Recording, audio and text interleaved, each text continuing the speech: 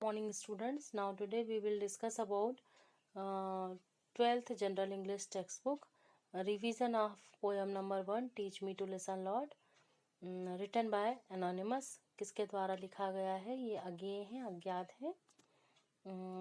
First of all we want to discuss with you blueprint of question paper. Students, आपके higher secondary education 2020-21 में जो subject general English 12th class में इसका जो blueprint आया है उसे हम डिस्कस करेंगे. आपका जो क्वेश्चन पेपर होगा 100 मार्क्स का होगा. टाइम इसमें 3 आवर्स होना है पेपर में.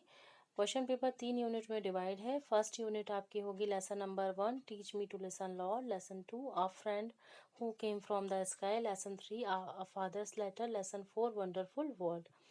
ऑब्जेक्टिव टाइप क्वेश्चंस में डिटर्मिनर्स एंड प्रोपोजिशंस पूछे जाएंगे. सब्जेक्टिव टाइप क्वेश्चंस में क्वेश्चन आंसर पूछे जाएंगे जो आपके टेक्स्ट बुक और वर्कबुक से होंगे.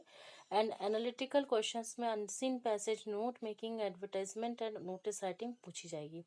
स्टूडेंट्स, जो क्वेश्चंस होंगे 1 मार्क्स के 10 क्वेश्चंस, 3 मार्क्स के 3 क्वेश्चंस एंड 4 मार्क्स के 3 क्वेश्चंस पूछे जाएंगे.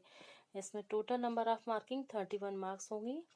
सिमिलरली आपको यूनिट 2 में lesson 7 in the country, lesson 8 ends and means, lesson 10 the hill top temple, lesson 11 the rightful inheritors of the earth. Objective type questions में tenses, lesson 10 में जो auxiliary verbs, conjunctions and articles दिए हैं आपकी text book में वे. Lesson 11 में voice आपको describe किया गया है वह. एंड सब्जेक्टिव क्वेश्चंस में आपके टेक्स्ट बुक और वर्कबुक से रिलेटेड क्वेश्चन आंसर्स पूछे जाएंगे. एनालिटिकल बेस्ड क्वेश्चन में paragraph writing and report writing पूछी जाएगी. Lesson number 7, lesson number 8 and 10 and 11 formal and informal letters जो इसमें लिखे हुए हैं वे पूछे जाएंगे. मार्क्स डिस्ट्रीब्यूशन में 1 मार्क्स के 10 क्वेश्चंस, 3 मार्क्स में 3 क्वेश्चंस एंड 4 मार्क्स के 3 क्वेश्चंस इसमें पूछे जाएंगे. Total number of marking 31 marks की होगी यूनिट 2 में. Unit 3 lesson number 12 the value of man. Lesson 13 forest and river. Lesson 15 the eyes are not here. Lesson 16 the English language. Objective type question में synthesis, simple, compound, complex sentences. Subjective में questions answer. Analytical में lesson 12 and 13 से formal letter. Lesson 15 में email writing आपको लिखी हुई है वह. एंड लेसन 16 में स्पीच एंड आर्टिकल राइटिंग आपसे पूछी जाएगी. 1 मार्क्स के 10 क्वेश्चंस, 3 मार्क्स के 3 क्वेश्चंस एंड 4 मार्क्स के 4 क्वेश्चंस इसमें पूछे जाएंगे. And total number of marking 38 marks की इसमें होगी. स्टूडेंट्स, आपका यह इस साल का ब्लूप्रिंट हुआ. यहाँ पर आपके टोटल जो कंटेंट्स थे लेसन 12th जनरल इंग्लिश में 30% जो रिड्यूस सिलेबस है, 6 आपके लेसन्स इसमें रिड्यूस किए गए हैं. उनके नाम भी मैं यहाँ पर आपको बता देती हूँ. Lesson 5 the 10 natural laws of success. Lesson 6 the face on the wall. Lesson 9 I am Joe's brain. Lesson 14 India's vision 2020. Lesson 17 the fun they had. And lesson 18 India through a traveller's eyes. ये 6 lessons इस साल आपके exam में नहीं पूछे जाएंगे. यहाँ पर एक टीबी है. Note all the question objective, subjective and analytical will be asked from the text book and as well as from workbook and grammar. आपके क्वेश्चन जो होंगे वह आपके टेक्स्ट बुक, वर्कबुक और ग्रामर पोर्शन से पूछे जाएंगे. क्वेश्चन पैटर्न आपको पहले भी डिस्कस कर दिया गया है. 1 marks question, 3 marks question and 4 marks question होंगे जो ऑब्जेक्टिव, सब्जेक्टिव और एनालिटिकल बेस्ड होंगे. अब हम लेसन 1 की मेन पॉइंट्स को डिस्कस करेंगे. आपकी पोएम नंबर फर्स्ट है teach me to listen Lord. इसका फर्स्ट पॉइंट है the poem a prayer to God ask him to make us good listeners. यहाँ पोएम जो है कविता एक प्रार्थना के रूप में है जो ईश्वर से की गई है, जिसमें कवि प्रार्थना कर रहे हैं कि वो ईश्वर उन्हें एक अच्छा श्रोता बनाए. अ good person is a good listener कहा गया है कि एक अच्छा श्रोता जो होता, अच्छा व्यक्ति जो होता है वह एक अच्छा श्रोता होता है. The persons closely related to us want our attention and recognition. We should listen to them. जो व्यक्ति जो वो हमसे बहुत पास जुड़े हुए होते हैं वह हमारा अटेंशन यानी हमारा ध्यान उनके तक चाहते हैं और अपनी पहचान चाहते हैं और हमें उन्हें ज़रूर सुनना चाहिए. We should listen to the voices of oppressed, the sufferers and the downtrodden. We should reach them to help.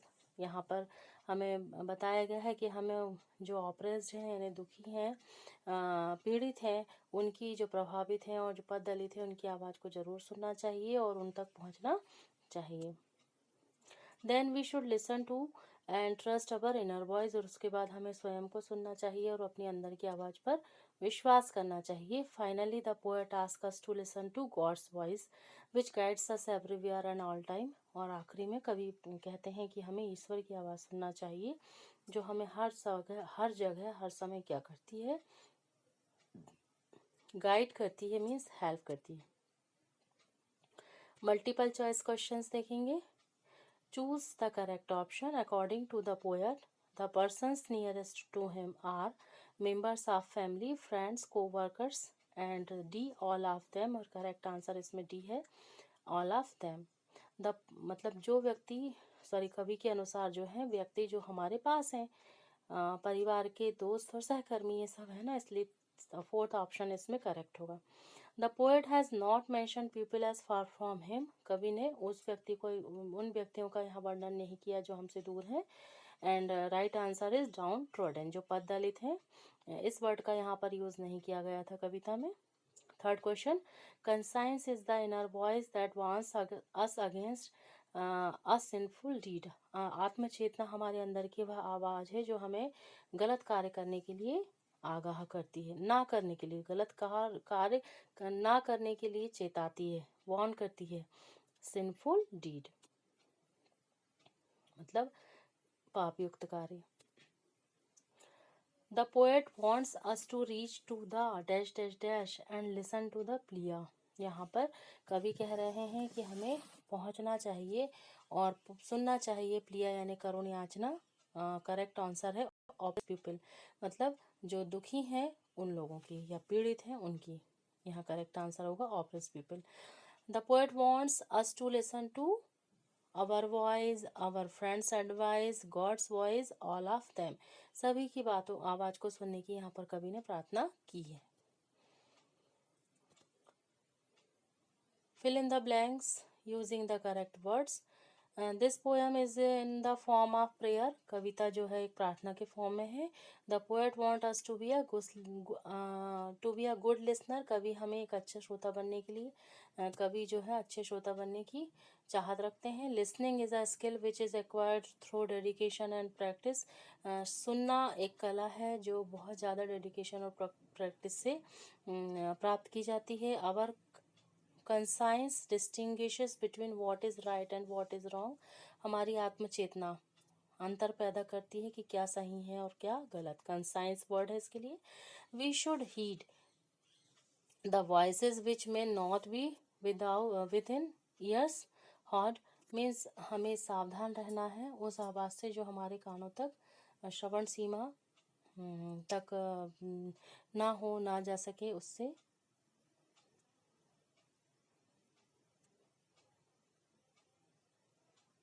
One word questions. Who is the speaker in the poem. कविता में स्पीकर कौन है. द पोएट कवि. whom does the poet address his prayer. कवि ने किसे से address की है इस कविता को. टू गॉड ईश्वर को. What does the poet want to be taught to speak or to listen. किस बात को सिखाया है कवि ने, बोलना या सुनना. टू लिसन सुनना. whom does the poet wish to trust. कवि किस पर विश्वास करने की बात कर रहे हैं. Answer the voice inside. आवाज़ जो अंदर से आए उस पर ट्रस्ट करने की बात कही है. Fifth, my family, my friends and my को वर्कर्स आर द पर्सन्स. मेरा परिवार, मेरे दोस्त और मेरे सहकर्मी व्यक्ति हैं. नियरेस्ट मी पास में. The poet wants to listen to the cry of anguished. कवि किनको सुनने की बात कर रहे हैं, जो दुखी हैं पर पीड़ित हैं उनको. Trust in the inner voice will help us to be less afraid. हमें ज़्यादा ना डरने के लिए जो अंदर की आवाज़ है उस पर विश्वास करते हैं तो हमें कम डर लगता है. लेस अफ्रेड यहाँ पर होगा. The poet wants to listen to the voice of God in noise and in silence. According to poem यहाँ पर जो वर्ड फिल होगा साइलेंस, यानी कवि चाहते हैं कि वे ईश्वर की आवाज़ को सुन सकें, कोलाहल में भी और शांति में भी। राइट ट्रू और फॉल्स अगेंस्ट द सेंटेंसेस, सत्य असत्य लिखना है। There is no difference at all in the words hear and listen, hear और लिसन में कोई अंतर नहीं है, ये फॉल्स स्टेटमेंट है। इसमें अंतर बताया गया है। लास्ट में हमने एक क्वेश्चन में आपको इसको एक्सप्लेन किया है, देखिएगा। A good person is one who is good listener, एक अच्छा व्यक्ति जो एक अच्छा श्रोता होता है, true. We should listen to those who are nearest at last, हमें उसे सुनना चाहिए जो हमारे पास में है, ये फॉल्स स्टेटमेंट है।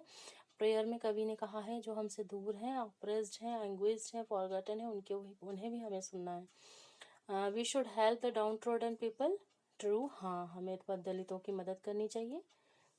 Next question, match the following, सही जोड़ी यहाँ पर मिलाना है। लिसन मीन्स हियरिंग, ये सिमिलर मीनिंग वर्ड है, लिसन यानी हियर। कॉन्शियस मीन्स अवेयर यानी जागरूक, लिसन और हियर का मीनिंग होता है सुनना। कॉन्शियस मीन्स जागरूक या अवेयर, फॉरगेटन यानी नेग्लेक्टेड, भूले जा चुके। बिलीव यानी ट्रस्ट, विश्वास, एंड अनसर्टेनिटी, डाउट, शंका। Important extract from the poem, यहाँ पर हमने इसमें क्वेश्चंस लिए हैं। Teach me to listen Lord lesson से, read the extract carefully and answer the questions that follows. First extract here is, teach me to listen, Lord, to those nearest me, my family, my friends, my co-workers. Help me to be aware that no matter what words I hear, the message is accept the person I am, listen to me.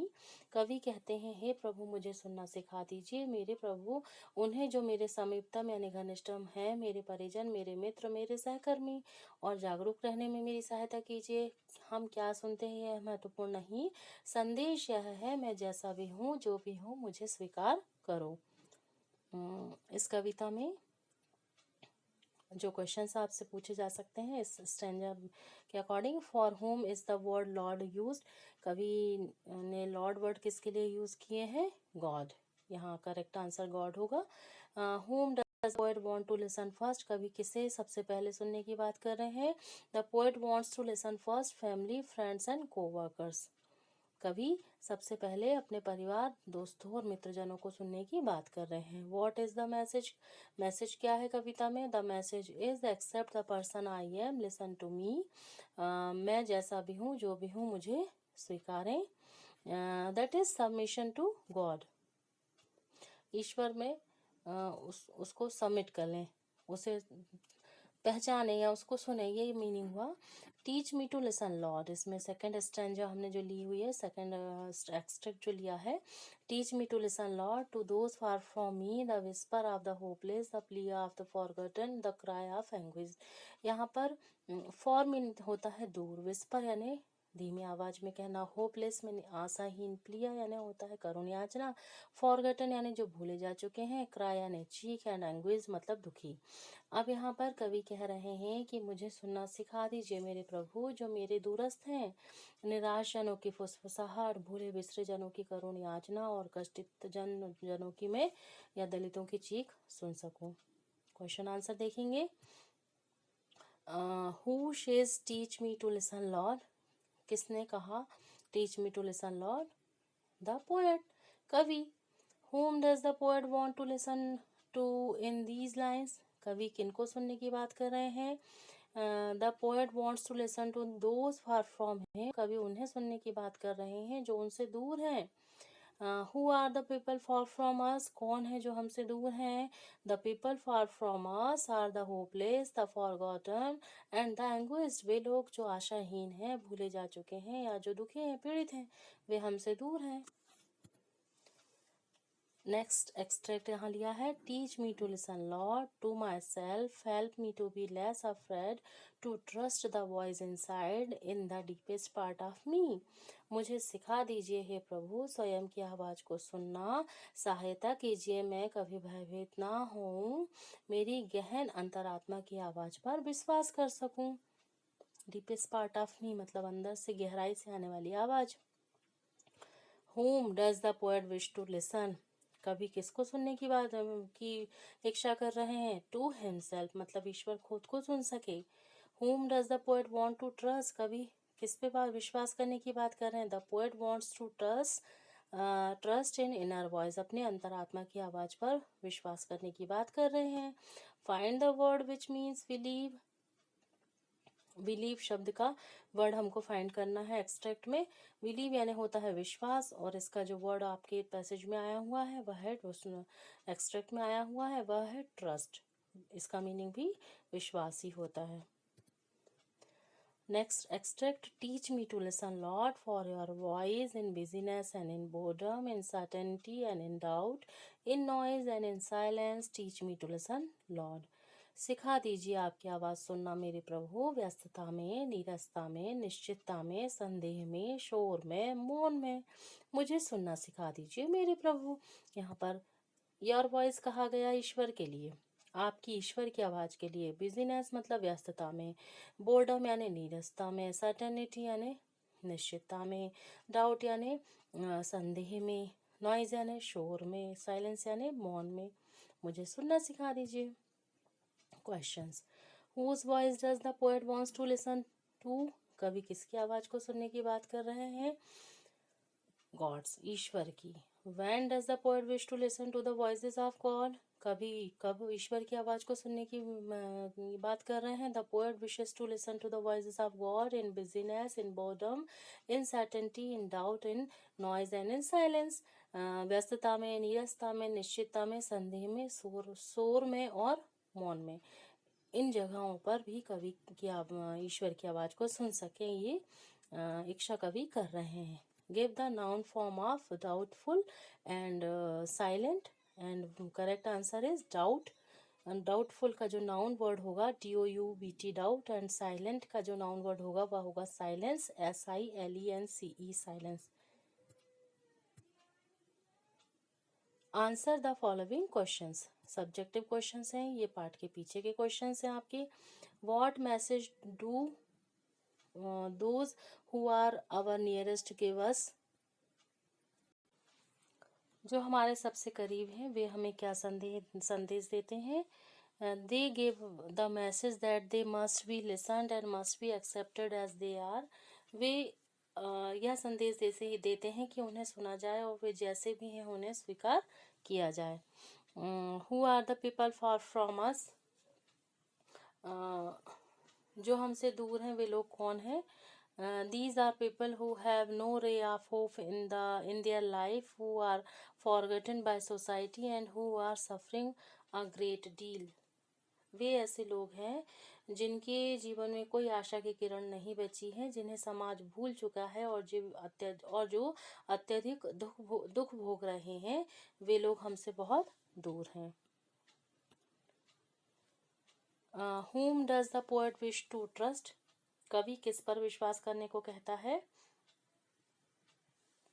The poet wants us to trust our inner voice, कवि हमें अंतरात्मा की आवाज पर विश्वास करने को कहता है।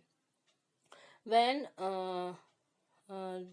do you suppose the hopeless, the forgotten, the anguished want to tell us, वे जो निराश हैं, समाज द्वारा विस्मृत और अत्यधिक दुखी हैं, ऐसे लोग हमसे क्या कहना चाहते हैं? They want to tell us to give them our sympathy, love and care, और वे हमसे संवेदना, प्यार और संरक्षण देने का आग्रह करते हैं। Next question, how could listening to one's inner voice be helpful, अपनी अंतरात्मा की आवाज़ सुनना किस प्रकार सहायक हो सकता है? It helps us in becoming less afraid as well as gives us proper guidance, यह हमें कम भयभीत होने में मदद करता है तथा हम सही दिशा में मार्गदर्शन करता है। 6th question, when does the poet wish to listen to the voice of God, यहाँ पर कवि ईश्वर की आवाज़ कब सुनना चाहते हैं? The poet wishes to listen to the voice of God in busyness, in boredom, in certainty, in doubt, in noise and in silence, कवि जो हैं ईश्वर की आवाज़ व्यस्तता में, नीरसता में, निश्चितता में, अनिश्चितता में, कोलाहल में और स्तब्धता में सुनना चाहते हैं। Next question, in what order does the poet wish to listen to the voices? Do you find any significance in that? कवि आवाज़ों को किस क्रम में सुनना चाहते हैं? क्या इसमें आपको कोई अभिप्राय प्रतीत होता है? The poet wishes to listen to the voices in the following order. A. Of the nearest one that is closely related to us. B. Of the downtrodden that is not closely related to us. C. Of one's own soul. And D. Of God. कवि जो हैं आवाज़ों को निम्नलिखित क्रम में सुनना चाहते हैं: सगे संबंधियों की, पीड़ित दलितों की और अपनी अंतरात्मा की और आखिरी में ईश्वर की। The significance is that it is from far to near and from the outer to the innermost. अभिप्राय है कि दूर से समीपता की ओर और बहिर्गत से अंतर्गत की ओर। एनालिटिकल क्वेश्चंस यहाँ पर जरूर हम डिस्कस करेंगे। What is the central idea या समरी ऑफ द पोएम, यहाँ पर हमें सेंट्रल आइडिया लिखना है कविता का। The central idea of the poem is that a good person is essentially a good listener.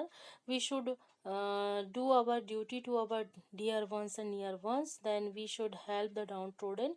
We should listen to our inner voice and the voice of God. We should trust it. It will save us from sins and fear. It will guide us everywhere and every time. कवि कहते हैं कि एक अच्छा व्यक्ति जो होता है वह निश्चित रूप से एक अच्छा श्रोता होता है।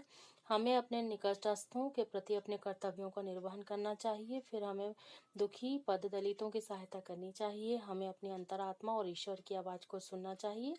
हमें उस पर विश्वास करना चाहिए। यह हमें पाप कर्मों और भय से बचाएगी और सर्वत्र और सदैव हमारा मार्गदर्शन करेगी। Next question, what are the difference between hearing and listening? Students, hearing और लिसनिंग जो बहुत बड़ा डिफरेंस, शब्द अर्थ तो हम दोनों का एक ही कहेंगे, सुनना ही होता है, लेकिन इसमें बहुत एक बड़ा सा अंतर होता है, वह हम जानेंगे। Hearing is simply the act of perceiving sound by the ear. If you are not hearing impaired, hearing simply happens. यानी जो श्रवण केवल ध्वनि को कान के द्वारा मानने का ये कार्य है, और यदि आप कहीं नहीं जुड़े हैं ना, नहीं सुन रहे हैं, तो सुनना जो होता है वह सामान्य होता है। And listening, however, is something you consciously choose to do. Listening requires concentration. और जो सुनना होता है मीन्स जो, हालांकि यह सुनना कुछ ऐसा है जिसे आप जानबूझकर करना चाहते हैं, इसमें ध्यान की ज़रूरत होती है। So that your brain processes meaning from words and sentences, ताकि आपका मस्तिष्क जो है वो शब्दों और वाक्यों को समझ सके। मीन्स जब हम सुनते हैं ना, तो उसमें लिसनिंग वाली जब स्किल हमारी होती है, तब हम ध्यान से सुनने को लिसनिंग कहा जाता है। और हियरिंग मतलब आवाज़ जो आ रही है, भले ही हमारा ध्यान उस तरफ नहीं गया। Next question, What is the meaning of word conscience? Conscience word का meaning देखेंगे। The part of your mind that tells you if what you are doing is right or wrong. दिमाग का वह हिस्सा जो हमें बताता है कि जब हम कुछ कर रहे होते हैं तो कहाँ हम जो है वह सही या गलत कर रहे हैं या नहीं, उस पर वह हमें गाइड करता है। ये कंसाइंस, या इसे हम हिंदी में आत्मचेतना कहते हैं। What are the 4 qualities of good listener? एक अच्छे श्रोता की 4 गुण यहाँ हमें लिखना है या 4 क्वालिटीज़ बतानी है। मैंने यहाँ 6 पॉइंट्स मेंशन किए हैं, आप कोई भी याद कर सकते हैं इसमें। First one is you are in the here and now. एक अच्छे श्रोता की जो क्वालिटी में फर्स्ट क्वालिटी होती है, आप जो है इस समय यहाँ होते हैं। मतलब जब भी आप सुनते हैं जिसे, तो बिल्कुल वहीं कंसंट्रेट करते हैं। Second, you are curious. यदि आप गुड लिसनर हैं तो आप जिज्ञासु होंगे। Third, you are sincere and open minded. आप सिंसियर होंगे एंड खुले दिमाग के होंगे। यू डोंट जज प्री मैच्योरली। आप पहले ही कोई जजमेंट नहीं रखेंगे। You accepted other opinions and can dial back your own. और आप किसी दूसरे के ओपिनियन को एक्सेप्ट भी करेंगे और उसके बाद अपने तरीके से उसे डायल करेंगे यानी समझाएंगे या जो भी है बात है उससे रिलेटेड, उसे आप अपनी रखेंगे। एंड यू डोंट इंटरप्ट, और आप बीच बीच में नहीं किसी को इंटरप्ट करेंगे यानी परेशान नहीं करेंगे। ये क्वालिटीज़ हैं एक गुड लिसनर्स की। सो स्टूडेंट्स, इस तरीके से ये पोएम यहाँ पर कंप्लीट हुई। आप इसे याद कीजिए, अकॉर्डिंग टू ब्लूप्रिंट आप प्रैक्टिस कीजिए। Thank you for watching, have a nice day.